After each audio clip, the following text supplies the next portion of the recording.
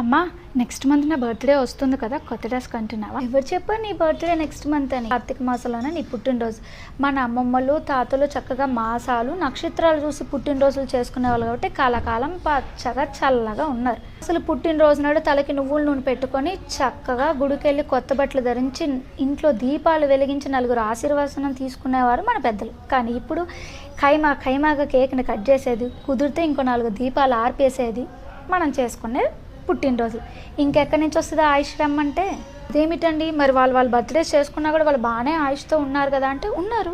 ఎందుకంటే వాళ్ళు ఒక్కదాన్నే నమ్మారు, దానిపైన విశ్వాసం చూపిస్తున్నారు, అందుకే వాళ్ళని ఆ నమ్మకం కాపాడుతుంది.